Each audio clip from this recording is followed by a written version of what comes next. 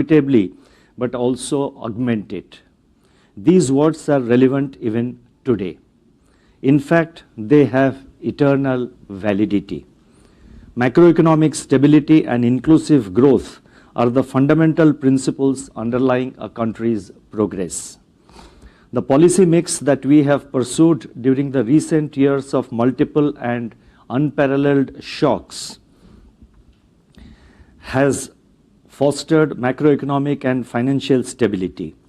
The external sector also remains eminently manageable. The twin balance sheet stress that was encountered a decade ago has now been replaced by a twin balance sheet advantage with healthier balance sheets of both banks and corporates. India is poised to become the new growth engine of the world. The need of the hour is to remain vigilant and not give room to complacency. Lessons from the past 1.5 decades and from living through the global financial crisis and the taper tantrum tell us that risks and vulnerabilities can grow even at good times. All stakeholders in the economy, be it lenders, corporates, businesses, both small and big, and even policymakers should continue to reinforce their buffers and fundamentals in the fast-changing world that we live in. So far as the Reserve Bank is concerned, we have identified high inflation as a major risk to macroeconomic stability and sustainable growth. Accordingly, our monetary policy remains resolutely focused on aligning inflation to the 4% target on a durable basis. Excuse me.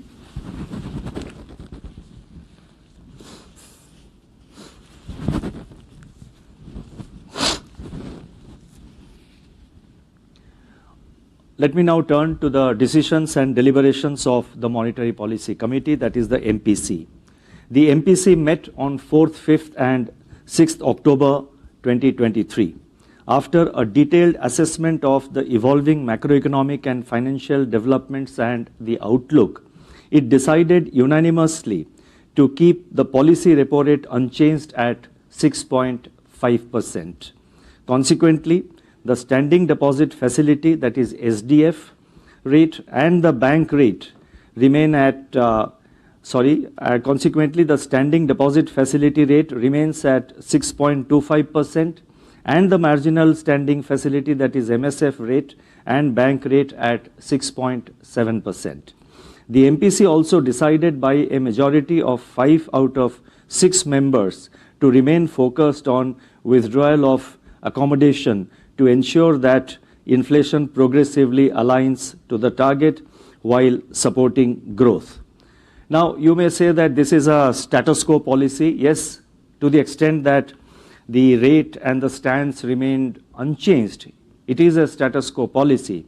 But there are many aspects of the statement and our policy which I am going to now spell out, which will reflect, which will reveal and give an idea about our approach not only to monetary policy but also to various aspects of monetary policy as we move forward during this, amidst this global challenges and headwinds.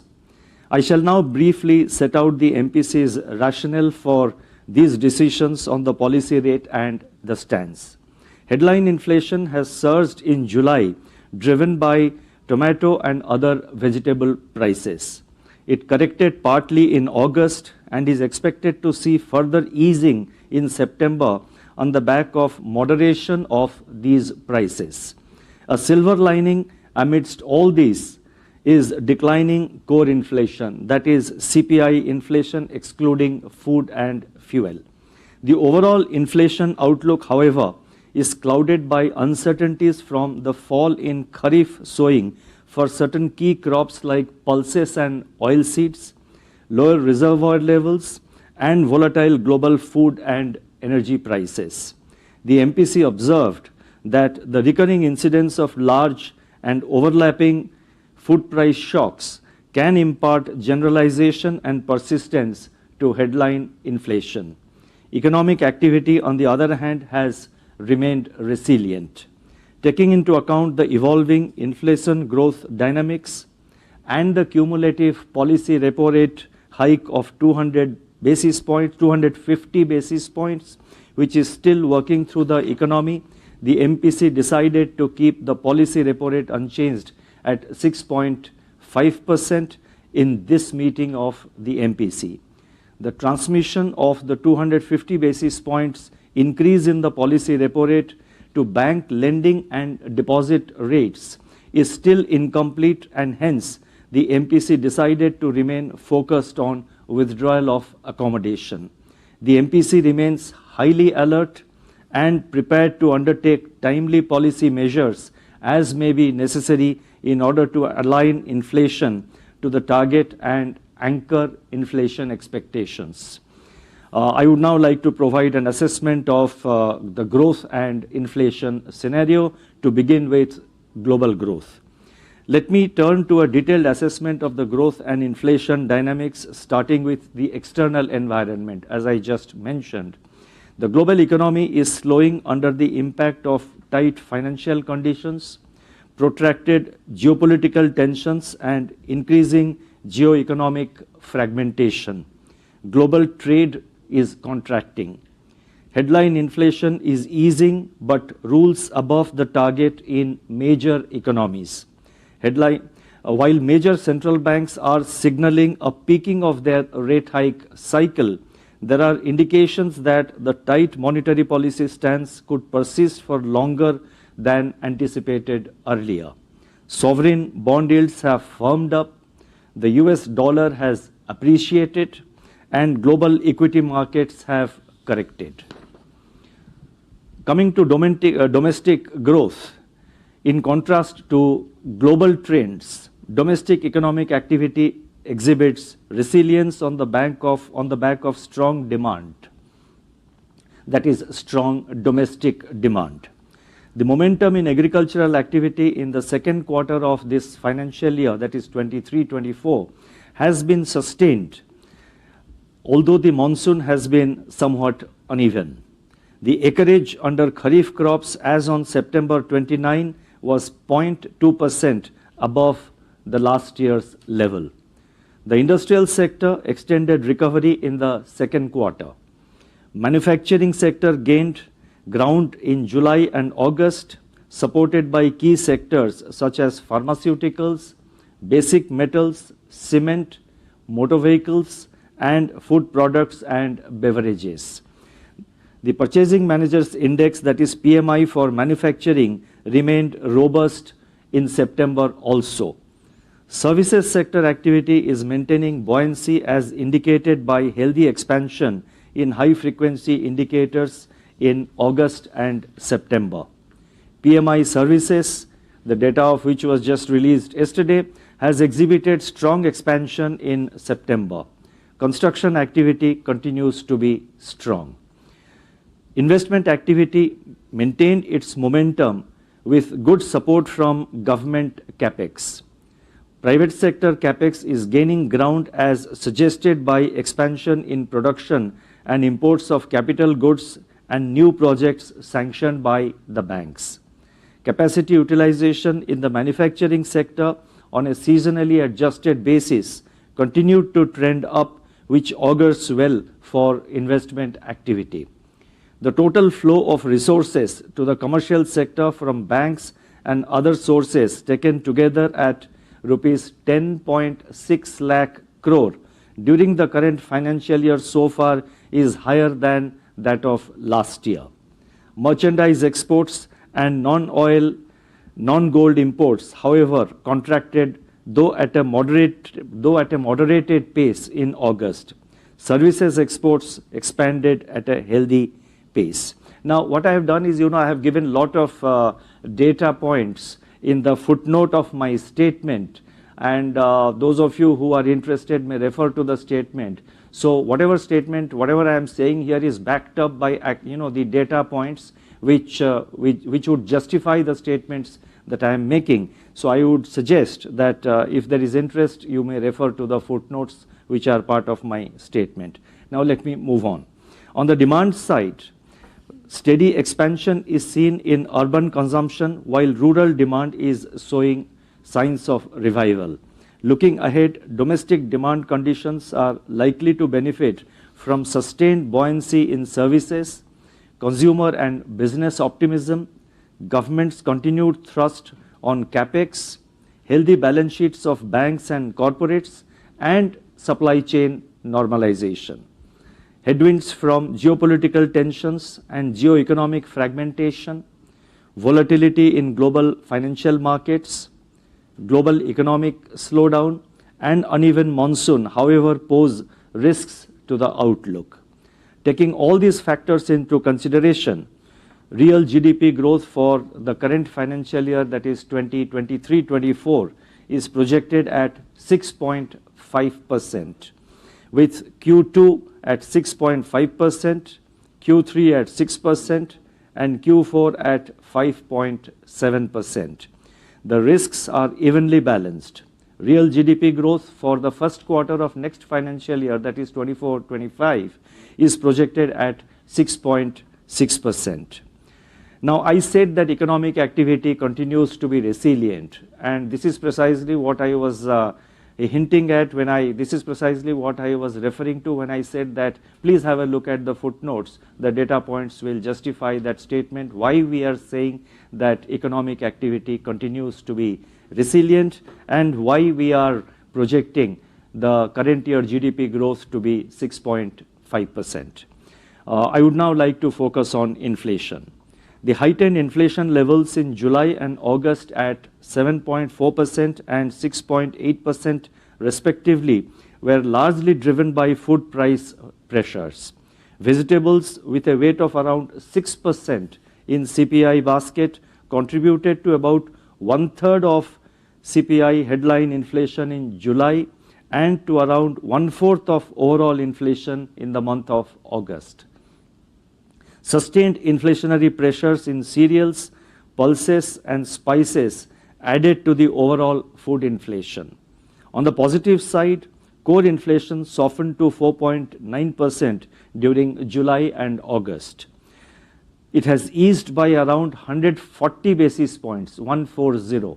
It has eased by around, that is, core inflation has eased by around 140 basis points from its recent peak in January 2023. Further disinflation of the core component is critical for price stability. As evident from our survey, there is further progress on anchoring of inflation expectations, which entered single-digit zone for the first time since COVID-19 pandemic. Now, this is a part of the surveys that which we have done, so let me repeat this sentence for better clarity. As evident from our survey, there is further progress in anchoring of inflation expectations, which entered single-digit zone for the first time since COVID-19 pandemic, and the numbers are given in the footnote. While near-term inflation is expected to soften on the back of vegetable price correction, especially in tomatoes, and the reduction in LPG prices, the future trajectory will be conditioned by a number of factors. For Kharif crops, the area sown under pulses is below the level a year ago. Kharif onion production also needs to be watched closely. Demand-supply mismatches in spices are likely to keep these prices at elevated levels. The inflation trajectory will also be shaped by the El Nino conditions and global food and energy prices. In fact, global food and energy prices, if you see, over the last several months, they have been considerably volatile and they require careful monitoring, but that imparts further uncertainty to the inflation outlook. Taking into account all these factors, CPI inflation is projected at 5.4%, that is same as what we had projected earlier, and if there are questions, we will explain it during the press conference that follows usually my statement.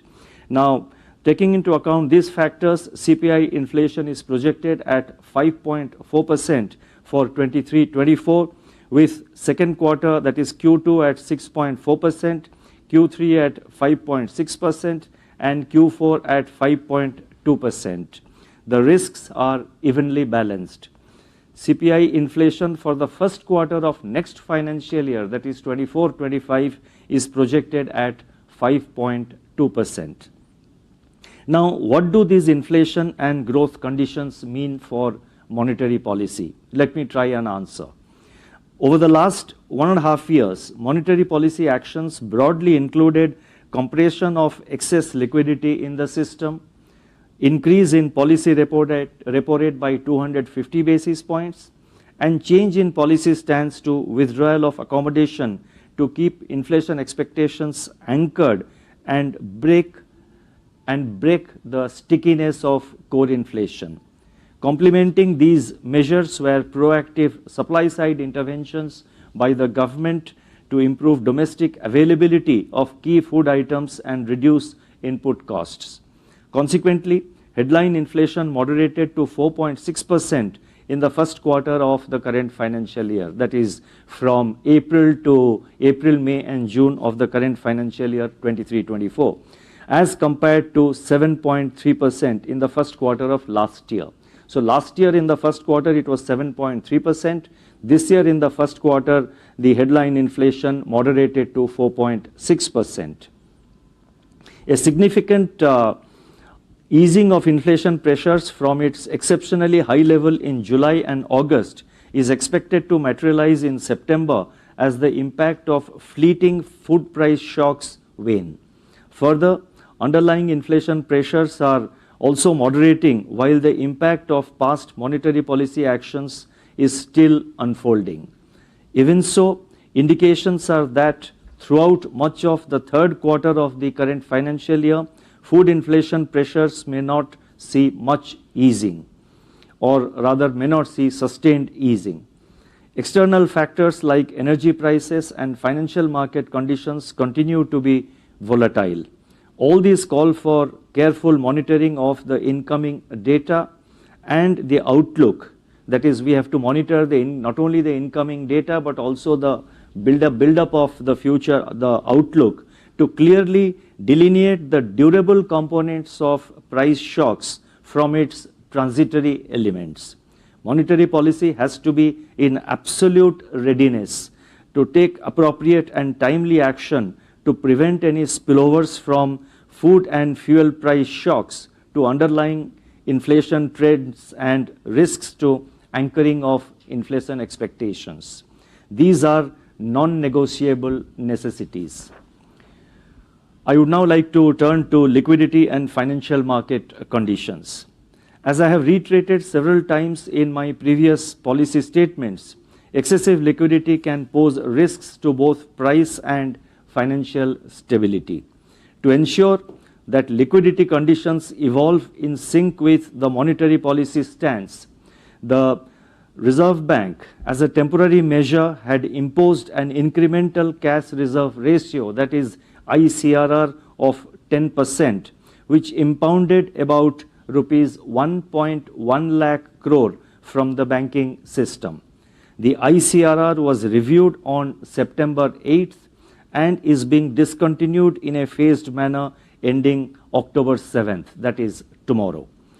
Moderation in excess liquidity conditions as a result of the combined impact of ICRR and advance tax outflows in September has resulted in greater recourse to marginal standing facility, that is MSF, by the banks. Elevated levels of MSF borrowings amidst substantial funds parked under the standing deposit facility is symptomatic of skewed liquidity distribution in the banking system. So what's happening is that a set of banks, they are depositing in the SDF every day more than 1 lakh crores. Sometimes it exceeds 1.5 lakh crores. At the same time, there are other banks which are borrowing from the marginal standing facility of the Reserve Bank of an equivalent amount. So obviously the distribution of liquidity in the banking system is skewed. This got reflected in the firming up of weighted average call rate, that is WACR, which is the operating target of monetary policy.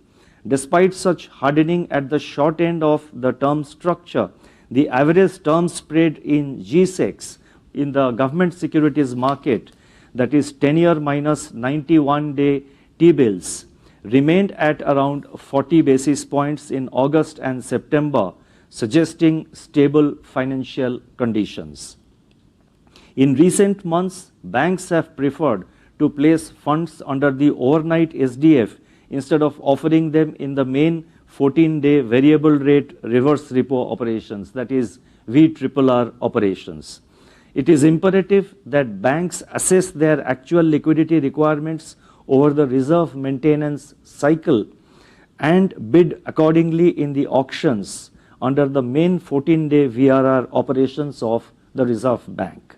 It is desirable that banks having surplus funds explore lending opportunities in the interbank call market rather than passively parking funds in the SDF at relatively less attractive rates. Greater volume of call money transactions would not only help in deepening the interbank money market, but also lower the recourse of deficit banks to the MSF.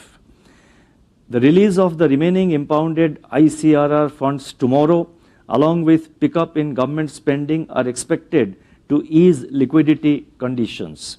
Festival time increase in currency demand may of course act as a counterbalancing factor.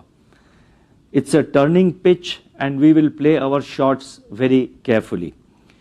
Going forward, while remaining nimble, we may have to consider OMO sales, that is open market sales of government securities, to manage liquidity consistent with the stance of monetary policy.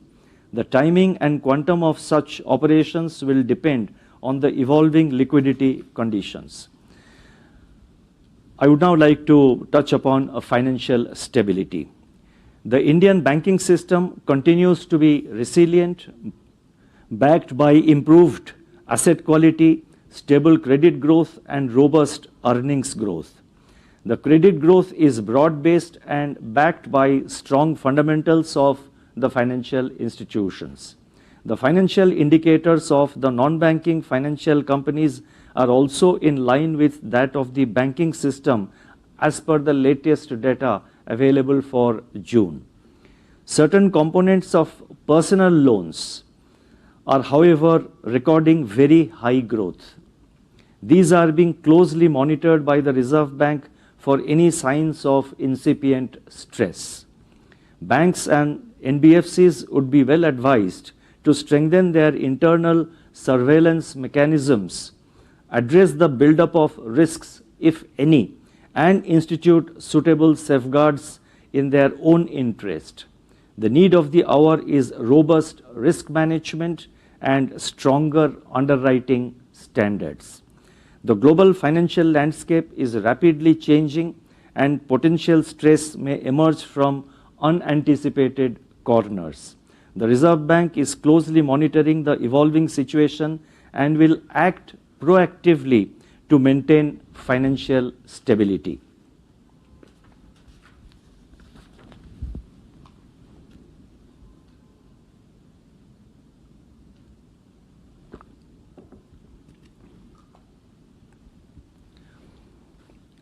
I would now like to touch upon the external sector.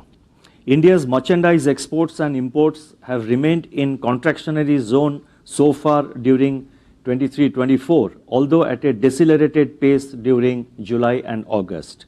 Services exports grew at a healthy pace in the first quarter of this year and remained strong during July and August also, driven by software and business services.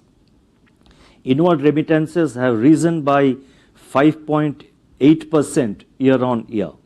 The current account deficit for the first quarter of the current financial year 23-24 declined to 1.1% of GDP from a year ago. There was an accretion of $24.4 billion to foreign exchange reserves on balance of payments basis during the first quarter of this current financial year.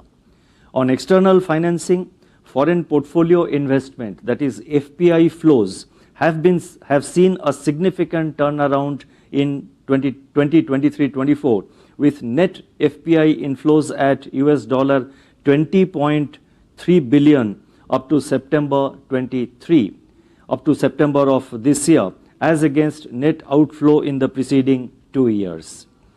Net foreign direct investment, on the other hand, moderated to 5.8 billion US dollars in April to July from 17.3 billion dollars a year ago. The inflows under external commercial borrowings, that is ECBs, witnessed a turnaround with net inflows of 4.5 billion US dollars during April-August this year, as against net outflows of 3.2 billion a year ago. The number and total amount of ECB agreements grew markedly during April to August this year, with about 60% of the total amount being raised for capital expenditure. External vulnerability indicators also indicate lower vulnerability in comparison with EME peers. India's foreign exchange reserves stood at 586.9 billion as on September 29 this year. We remain confident of meeting our external financing requirements comfortably. I shall now announce certain additional measures. The first one relates to prudential framework for income recognition, asset classification, and provisioning pertaining to advances, particularly in the context of projects under implementation. With a view to strengthen the extant regulatory framework governing project finance and to harmonize the instructions across all regulated entities, the existing prudential norms for projects under implementation have been reviewed. A comprehensive regulatory framework applicable for all regulated entities is now proposed to be issued. Detailed draft guidelines will be released for public comments. The next announcement relates to credit concentration norms, credit risk transfer, and this is in the context of the NBFCs. At present, under the large exposure framework, NBFCs in the upper layer are permitted to use credit risk mitigation instruments for reducing their exposures to a counterparty.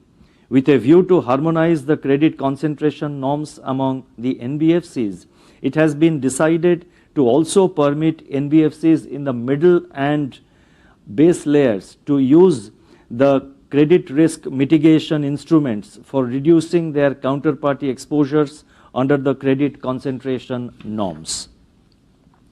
The next announcement relates to gold loan bullet repayment scheme in respect of the urban cooperative banks, that is UCBs. It has been decided to increase the existing limit for gold loans under the bullet repayment scheme from rupees 2 lakh to rupees 4 lakh in respect of urban cooperative banks who have met the overall target and sub-targets under the priority sector lending as on 31st March 2023. This measure is in pursuance of our earlier announcement that suitable incentives shall be provided to the UCBs that have met the prescribed priority sector lending targets as on 31st March 2023. The next announcement relates to framework for recognition of self-regulatory organizations, that is SROs for regulated entities of the Reserve Bank. Self-regulatory organizations can play an important role in strengthening compliance culture among their members and also provide a consultative platform with the Reserve Bank for policy making. Therefore, it has been decided to issue a draft omnibus framework for recognizing the self-regulatory organizations, that is the SROs, for various categories of regulated entities of the Reserve Bank. And these draft guidelines will be issued for stakeholder comments. Additional sector-specific conditions may also be prescribed at the time of calling for applications. The next announcement is with regard to Payments Infrastructure Development Fund, that is PIDF, and we are extending this coverage of this scheme and including the Prime Minister's Vishwakarma scheme beneficiaries also. Since its launch in January 2021, the Payments Infrastructure Development Fund, that is the PIDF scheme, has enabled over 2.66 crore. I repeat, the PIDF scheme, since its launch in January 2021, has enabled over 2.66 crore new payment touch points across the country. It has been decided to extend the scheme by 2 years, that is up to December 31st, 2025. The coverage of the PIDF scheme is also being expanded, number one, to include the beneficiaries under the Prime Minister's Vishwakarma scheme, and number two, to deploy emerging modes of payment acceptance such as Soundbox and Aadhaar-enabled biometric payment acceptance devices. These measures will further accelerate the Reserve Bank's efforts to promote digital payments at the grassroots level. The next announcement relates to introduction of new channels for card-on-file tokenization, that is COFT. Given the growing acceptance and benefits of tokenization of card data, it is now proposed to introduce card-on-file tokenization creation facilities directly at the issue bank level.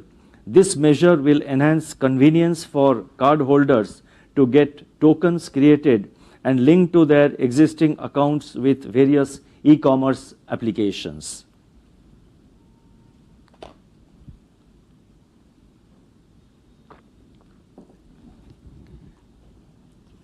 And the final announcement is as follows, after which I will conclude.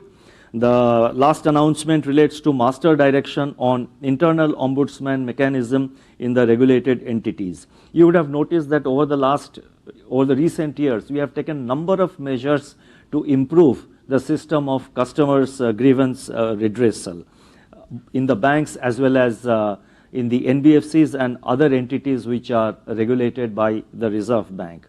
Now, at present, we have also mandated, as you know, there is an integrated ombudsman scheme of the Reserve Bank, but before that, there is an internal ombudsman scheme in the regulated entities, be it NBFCs or banks.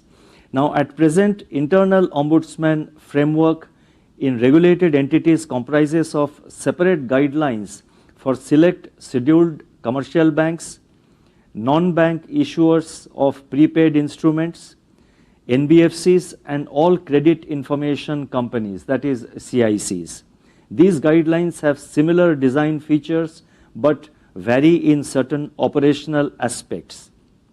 It has been decided to effect certain changes and also consolidate and harmonize the internal ombudsman guidelines into a single master direction. This will further strengthen the customer grievance redress system of the regulated entities. Now, I am referring here to the internal ombudsman scheme, which every bank, every NBFC, every regulated entity is expected to have, and they do have it. We are further fine-tuning that system so that customer grievance redress mechanism improves further. Let me now conclude. The Indian economy is forging ahead in a challenging global environment, drawing strength from its underlying macroeconomic fundamentals and buffers. While growth remains on track, the declining trend in inflation was interrupted in July and August due to price shocks in certain food items. Volatile energy and food prices in the wake of lingering geopolitical tensions and adverse weather conditions render uncertainty to the inflation outlook. We remain vigilant of the evolving inflation dynamics. I would like to emphatically reiterate, let me repeat, I would like to emphatically reiterate that our inflation target is 4% and not 2 to 6%. Our aim is to align inflation to the target on a durable basis while supporting growth. Our commitment to ensure financial stability reinforces our